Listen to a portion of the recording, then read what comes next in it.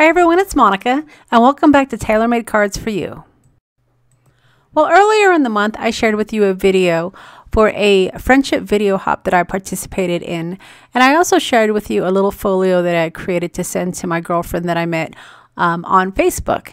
And as promised, I said that I would create a video to show you how I put together that folio, so that's what we're going to do today. Now, the folio itself measures 11.5 wide by 5.5 tall, and that's the middle piece. And then you're going to have two pieces, the top and the bottom, and those measure 5 inches tall by 4.5 wide, and then the bottom piece is 3.5 tall by 4.5 wide. But don't fret, I will put these dimensions on my blog, and I'll link to those at the bottom of the video so that way you can have those for your reference. So once I cut out my pieces, then it was time to go ahead and score my folio. So I took the 11.5 by 5.5 piece and I scored it at 3.25 and 3.5. And I did that on both sides.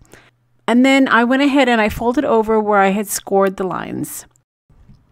And then I took my top piece, which is the 5 inches by 4.5 wide, and I scored those at 1 inch and 1.25. Now you want to make sure that when you cut your paper that you keep in mind what direction your flap is going to be coming down, because you don't want your top flap to be upside down, and the same goes for your bottom flap. So if you do have some designer paper that does have some words or decoration that needs to go in a certain direction, you just want to be mindful of that. Now for my folio, I wanted to make sure that I had that big airmail stamp on the very top. So when I cut my paper out, I made sure that I cut it out perfectly so that way that would be showing on the flap. And then when I did the scores, I wanted to make sure that I didn't score it on the wrong side to have it upside down. So just be mindful and just kind of test it before you do your scores, because I've actually scored some of my folios in the wrong direction and I've had to actually toss them. So just be mindful before you do your scores to make sure that you have your paper going in the right direction. And again, the score lines for the top and the bottom are going to be at 1 inch and 1.25. So once you have your score lines in place and folded over to make sure you have nice creases, then you're going to want to get some strong adhesive to adhere your top flap and your bottom flap. And you're going to be putting your adhesive below the 1 inch mark. So keep in mind you have that 1 inch score and the 1.25 score, and that's what allows them to have some dimension. So you don't want to add adhesive past that 1 inch score, because that's what's going to be your fold over.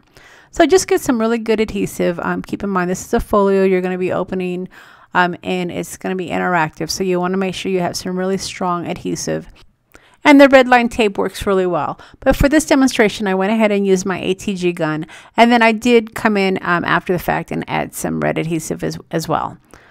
All right, so once you get your adhesive on your part of your flap, again, it's going to be that 1 inch part. You're going to want to go ahead and line it up with those folds. All right, so when you go to adhere your top flap, you want to make sure that you line it up exactly, because this is what's going to make your folio fold really nicely. So typically what I'll do when I'm trying to add my top flap and even my bottom flap, I'll go ahead and I'll fold in the sides and I'll put it on the bottom of my surface that I'm working on, and that helps me to line it up exactly where I need it to be. And then once I've got the left or your right side, depending on if you're left or right-handed. Once I have it lined up exactly, then I can flip it over and push down the adhesive. So again, you see here I'm folding my flap exactly where I need to as far as the lineup, and then I'm adding my top flap just enough to line up the score lines, and then I'm flipping it over, and then I'll finish adhering my top flap. And that's really the same thing that I do for the bottom flap as well. Now, once you get the top flap and the bottom flap adhered, that pretty much is the base of your folio. And then now it's just a matter of adding any pockets or any tucks and any decor that you want to add to your folio. So here I did exactly the same thing that I did for my top flap. I went ahead and I added my adhesive, and then I'm going to flip it over and fold those sides in. That way I can line up my bottom flap exactly the way that I need it to be folded. Now what I found is a 12 by 12 paper works pretty well as far as putting your base together as well as your side pockets. You may have to find some scrap paper from your stash to add pockets, but for the most part a 12 by 12 piece of paper will work great. And don't throw away any of your scraps, because there might be some pieces or colors on your 12 by 12 paper that you can use to decorate your folio. Now I've created folios out of just craft cardstock, and then I've also created folios like I'm showing you here with designer paper. So depending on what type of paper that you use is going to be dependent on how much decor that you're going to need to add. For this particular one, the paper really does most of the decoration for my folio, and I don't have to add too much to the outside. I did around the corners on the top flap as well as the bottom flap, but again, that's just your personal choice. All right, now for the closure, you're going to want to go ahead and take a round piece of chipboard or some thick cardstock. If you're using cardstock, you may want to double it up, and then you're going to want to punch a hole in the middle and put a small eyelet. And then you're going to punch a hole in your folio on the top and then also on the bottom flap. And then you're going to adhere that. And again, this is just adhering an eyelet to a piece of paper. So if you have one of those chompers, that would work well. I know some people have other tools to adhere your eyelets. So you're just going to want to use whatever tool you have to adhere your eyelets to your top flap and your bottom flap. Now I just eyeballed exactly where my circles needed to go, but if you want to be a little bit more precise, then you probably want to just use a ruler. But for me, again, I just kind of eyeballed it just to make sure that they would line up exactly top to bottom, and then I adhered them to my folio. Now, one thing that I like to do on my folio for the top and the bottom is I like to put some sort of a sticker or decor over where that hole goes through, because I didn't want necessarily to have a hole in my folio. So I created some really cute stickers, postal themed stickers that I'm going to be sharing with you. And these are reproductions of the original vintage parcel post stickers, as well as some of those labels. I think I have a Rush label that I used as well, and it just really added to the blue and white decor of the folio. And then I also had some old postage stamps that I actually carry in my shop, and I added those as decor as well. But there's a lot of ways that you can go with your decorations depending on the theme and the style that you're working with your folio.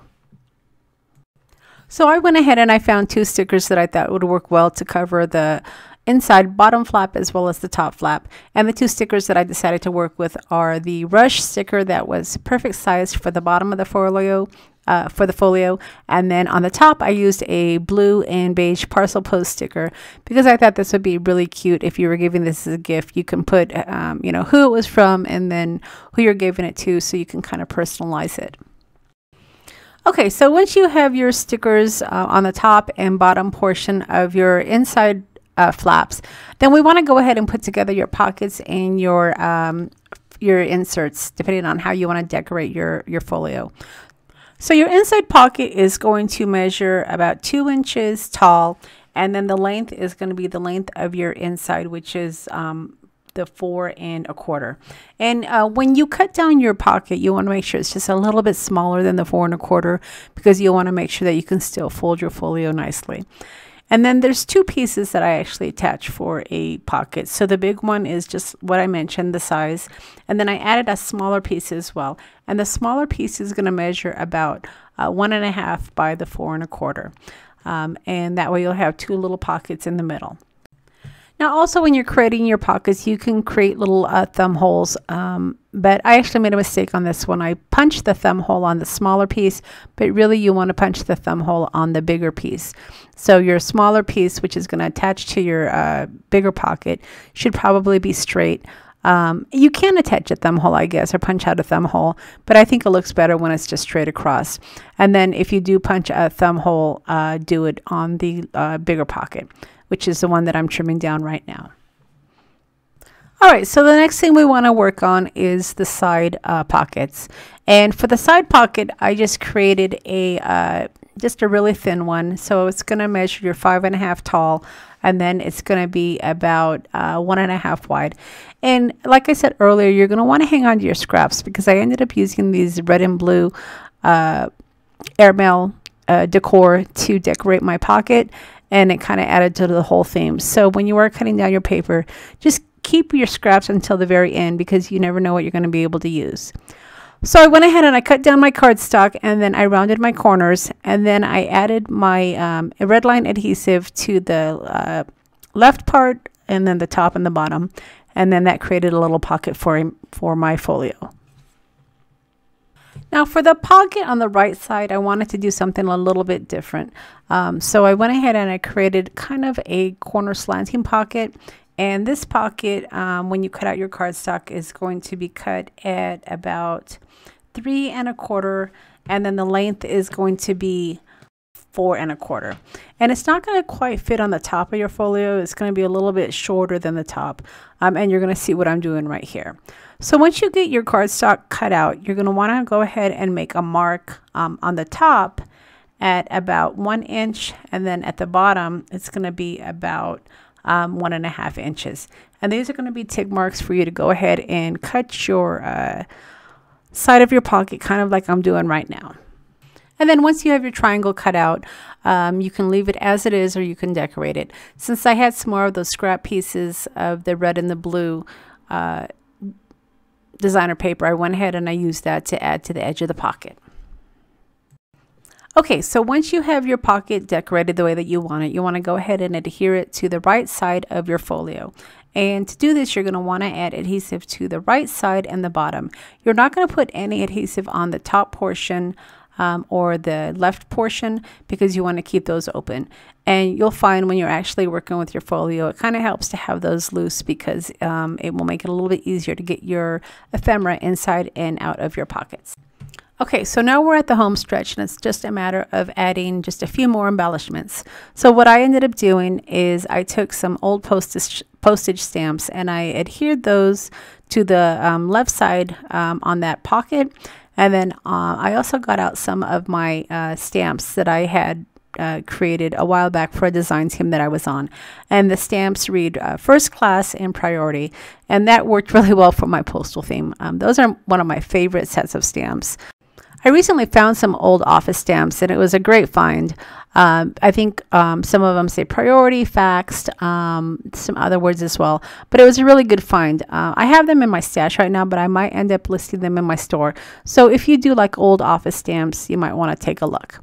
And then, of course, in my shop, I have other decorations that you can use for your folios. I do have sets of these old postage stamps that you can use. And then I have some of these reproduced stickers as well. I have the Rush sticker, I have the Parcel Post, and then I have some other labels. So what I think I might do is put together little folio packs, so that way if you do create your own folios, you'll have a nice little sticker pack that you can use to decorate your folios. And I'll leave links to those below for you as well. Now I'm kind of kicking around the idea of putting together some kits for these folios. Like I said, I will leave the dimensions on my blog for you to cut down your own paper, but I thought putting together some kits would be fun, especially if you like the postal theme, because I have some really nice cardstock that's pretty good weight, and it's from the Tim Holtz collection, and I thought I would put together a few kits and list them in my shop. So I haven't decided if I'm going to do that yet, but I will leave a link to my shop below, and just be sure to check that out. I have a lot of great ephemera that is great for decorating the folios, and you might find something that you can use. All right, so here were those stamps that I was just talking about, and these are the first class and the priority stamp. And I just took some of my red scrapbook.com ink, and I just stamped my first class stamp in a couple of places, and then I added my priority as well. So I hope that you've enjoyed my process for putting together this postal folio. It's a really cute folio, and I love it because it fits all sorts of little ephemera, and you can create anything that you want. I am particular to the postal theme, so I've made several of these, and I just love them. I'm probably going to make a few more as well. So as always, I'll leave a list of all the products that I've used to create the folio, as well as the links to the stores. If you've enjoyed the video, don't forget to leave me a thumbs up. And if you haven't subscribed to my channel yet, don't forget to hit that subscribe button before you head out. And as a reminder, I am going to be putting together some embellishment packets that you can get in my shop if you want to have those to decorate your own folio. But I'll leave links to everything below, including my blog with all the dimensions.